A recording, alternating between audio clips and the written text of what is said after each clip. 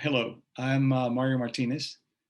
I'm a clinical neuropsychologist, and as you know, I've written several books on mind body science and founded the mind body science of biocognition. And today I'm going to be talking about something that I think is probably misunderstood or taken for granted. And when we take something for granted, we don't realize that the effect it has, positive and negative.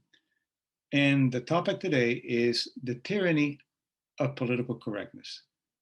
Now, that's a term that a colleague uses, um, Gab Saad, who's a Lebanese American psychologist. I was calling it the intellectual fascism, but I think the tyranny of political correctness is a better word. And the way to address that is first to look at briefly what a society is and what a culture is.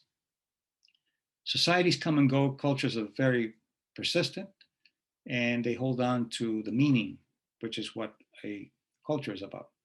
A society is more like the organization of the culture, the social organization. And when it's working well, then the society and the culture go together. When it goes rogue, when the society organization goes rogue, like it has with political correctness, what happens then is that there's a dictum of how you should behave, which is normal, but this is how you should behave without any opportunity for dissent or dialogue and expression of ideas and logic. So society will look at the length of your dress, whether you burp after dinner or not, and how you should behave in public. Culture is a lot more persistent, a lot deeper, and it looks at the meaning, the things that have value, that have significance in life, like the aesthetics, ethics, wellness, longevity, justice, truth. It's much more prevailing. And some examples of that is the places that have been hegemonized by, or have been taken over by a culture by force for another, like the British with the Irish, 700 years of dominance, and the Irish kept their language, they kept their dances, they kept their food, their religion. Spain was conquered by the Arabs and controlled by the Arabs for about 800 years. Same things, they kept the language, they kept the religion. That's culture. Very hard to kill a culture. But society is the organization of that culture. And what's happened now is that the organization of the culture has gone rogue and has gone dictatorial, where you're told what is acceptable and what is not, but with no opportunity to dissent or to dialogue in the theater of ideas. Because we're dealing with a postmodernist way of looking at things, which is ideology, fixed set of beliefs without dissent, and ideas, which are individually discerned and individually expressed and allowed to then logic to come true and and then be able to grow as a society. What's happened now is that society, because of the political correctness, has become political. Instead of being a social organization, it's a political organization of everything: education, religion, government, ways of thinking, how to deal with minorities, how to deal with majorities. And if you happen to be out of that political correctness, then there are labels that are laid on you. And those labels could be xenophobe, homophobe, misogynist, all those labels that has nothing to do with the theater of ideas. And this is why discourse is not allowed. You're the incorrect and you're not allowed. And if you're incorrect, you get punished for it socially, and sometimes even in many ways economically, because if you're not politically correct, you could lose your grants or you could lose your status as a professor. So it's very important to see that.